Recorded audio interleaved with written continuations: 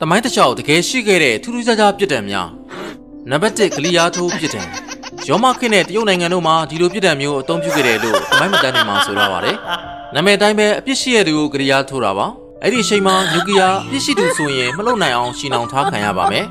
ပြီးရင်1 byte ခါနဲ့ရှေပေါ်လိုဖီးတက်မြန်တဲ့နေရာတွေကိုစက်တောင်မွေးငှက်မွေးဒုတ်ချောင်းပြော့လက်ဖလားဒါမှမဟုတ်တခြားရာဝတ္ထုပြော့ပြော့လေးတွေနဲ့ဥထိကုတ်ရှစ်ပြီးမရရအောင်အတင်းကလီယာထိုးမှာပါကြည့်ရတာရည်စရာကောင်းတယ်လို့ထင်ရပေမဲ့တကယ်ခံရမယ့်ညူကီတို့ဖို့တော့တက်တာမှာမဟုတ်ပါဘူး။ဂလီထိုးတဲ့သူတွေကအာကာမောင်းတန်အာနာပကွက်သားတွေဖြစ်တာကြောင့်မို့ညူကီရဲ့ထပ်မတွေ့နိုင်တော့တဲ့ရည်စားဦးလိုညညာတတာရွရွလေးနဲ့ချစ်စနိုးခဏလေးထိုးမှာမဟုတ်ပါဘူး။နိုင်နဲ့ချီပြီးမညာမတာထိုးမှာပါ။ညူကီတို့ကြာရှည်ခံရရင်စိတ်ဖိစီးမှုတွေတိုးလာပြီးနောက်ဆုံးမှာအန်ဒါသတိလက်တာတွေအထိဖြစ်နိုင်ပါတယ်။ဒါကြောင့်ဒါရုပ်ပိုင်းဆိုင်ရာထိခိုက်မှုမရှိပေမဲ့စိတ်ပိုင်းဆိုင်ရာကိုပြင်းထန်စွာနှိပ်စက်တဲ့နီလန်တစ်ခုလို့ဆိုနိုင်ပါတယ်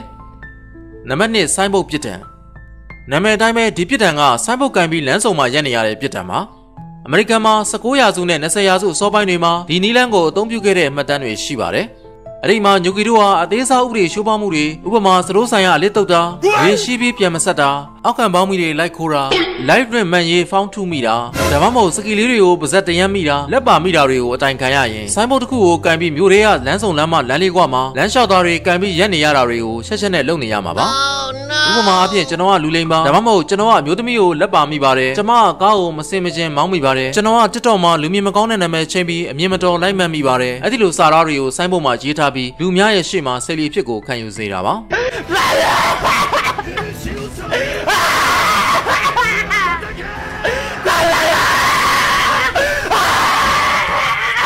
ဒါရုပ်ပိုင်းဆိုင်ရာနာကျင်မှုကိုမပေးဘဲညူကီတို့ကိုလူများရှေ့မှာအချက်နည်းနည်းလောက်ပဲရစေပြီးနောက်မှဆယ်လီဖြစ်စေမဲ့အခွင့်အရေးကိုရမယ့်ပြစ်ဒဏ်ဖြစ်ပါတယ်မစနဲ့ကွာမငိုချင်းလာပြီနံပါတ် 3 ကတော့ခုံတိုင်ရင်းနှီးပြစ်ဒဏ်ဖြစ်ပါတယ်ဒီနီလန်ကိုအဓိကအားဖြင့်အင်္ဂလန်နဲ့အမေရိကန်ရဲ့ကိုလိုနီခေတ်တွေမှာအသုံးပြုခဲ့ပါတယ်အဲ့ဒီခေတ်မှာအော်မီတို့ဟာစုံမလို့ဆွဆွဲခံရရင်ဒါမှမဟုတ်စွာဒေးလန်ကက်ကက်လန်ရန်ထောင်နေတဲ့ရင်အဲ့ဒီအပြစ်ဒဏ်ခံရနိုင်ပါတယ်အော်မီကိုထိုင်ကုန်တစ်ခုမှရှင်းအောင်ပြီးရေအိုင်ဒါမှမဟုတ်မြစ်ထဲကိုအချိန်ပေါင်းများစွာနှစ်လိုက်ပြန်ထုတ်လိုက်လုပ်မှာပါရည်ရွယ်ချက်ကတော့အော်မီရဲ့စွာဒေးလန်ပြီးပြဿနာရှာရစ်တက်တဲ့အပြစ်တွေကိုဝန်ခံလောက်အောင်ဖိအားပေးတာပါဘလို့ပဲဝန်ခံအချိန်တန်တော့အော်မီရဲ့စွာတဲ့ရစ်တဲ့အကျင့်ကြောင့်ရီးစားဦးနဲ့လွဲခဲ့ရမှာပါကြည်ရတာရည်စရာကောင်းပေမဲ့ရေထဲမှာအချိန်ပေါင်းများစွာနှိမ့်မြုပ်ခံရတာဟာအသက်အန္တရာယ်ကိုများစွာထိခိုက်စေနိုင်ပါတယ်နံပါတ် 4 ကတော့တရှင်းပြစ်ဒဏ်ပါ2000ခုနှစ်အစောပိုင်းမှာအနောက်နိုင်ငံတွေရဲ့အကျဉ်းစခန်းတချို့မှာအသုံးပြုခဲ့တဲ့ဒီနီလန်းဟာတရားခံတွေကိုနိုင်ပေါင်းများစွာရက်ပေါင်းများစွာအချိန်လုံးထက်ကဖွင့်ထားတဲ့တရှင်းတွေကိုအကျယ်ကြီးနားထောင်စေပြီးစိတ်ပိုင်းဆိုင်ရာဖိအားပေးခဲ့တာဖြစ်ပါတယ်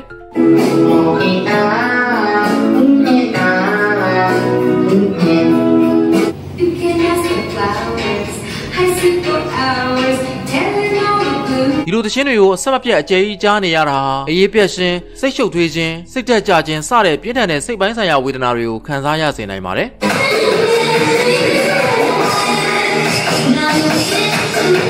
ညူကီတို့လို12ရာသီအသေးကွဲပြီးဇီတပိုင်းပဲလို့200ဘိုးနဲ့လော်ရီပေါက်တွေနာတမုံခွေနေတတ်တဲ့သူတွေဖို့ဒီပြစ်ဒဏ်လောက်ကအေးစိတ်ကလေးမွေးစာမဖွဲတော့ပါဘူးဟာရမင်းအဲ့လိုမပြောနဲ့လေကွာနံပါတ် 5 ၄ခွက်ကြားကရုံးပြစ်ဒဏ်ဒီပြစ်ဒဏ်ကိုတော့တမိုင်းတစ်လျှောက်နိုင်ငံတော်များများမှာအသုံးပြုခဲ့တဲ့မှတ်တမ်းတွေရှိပါတယ်အထူးသဖြင့်မျိုးသမီးတွေအနေနဲ့သပင်ဟာသူတို့ရဲ့ဂုဏ်သိက္ခာနဲ့ဆက်ဆက်နေတဲ့အတွက်သပင်ကိုအများရှိမှ၄ခွက်ကြားပောက်ကြရညှက်ပစ်တာကြီးမားတဲ့အချက်ရစေတဲ့လုပ်ရက်တစ်ခုဖြစ်ပါတယ်ဥပမာအဖြစ်ပြည်တော်လိုင်းရင်းကာလမှာအမျိုးသမီးတွေကိုသူတို့ရဲ့တစ္ဆာဖောက်မှုဒါမှမဟုတ်လူမျိုးရေးဆိုင်ရာအမားတွေအတွက်အပြစ်ပေးတဲ့အနေနဲ့လူမြင်ကွင်းမှာကရုံးသုံးခဲ့ပါတယ်ဘလိုပဲဖြစ်ဖြစ်ဂျပန်နိုင်ငံကသပင်မရှိတဲ့ဦးလေးကြီးဖန်ဖြစ်တဲ့ညူကီတို့ကတော့ကရုံးသုံးလေပိုကြိုက်လေဖြစ်မှာပါခုနဲ့သမီးတို့ရဲ့ဘဝအတွေ့ရမနေနိုင်တော့ဘူးဒီကြည့်ပေးတာကျေးဇူးပါနောက်ဗီဒီယိုတွေမှာဒီထက်ပိုထူးဆန်းတဲ့အကြောင်းအရာတွေနဲ့ပြန်ဆုံတွေ့ကြပါမယ်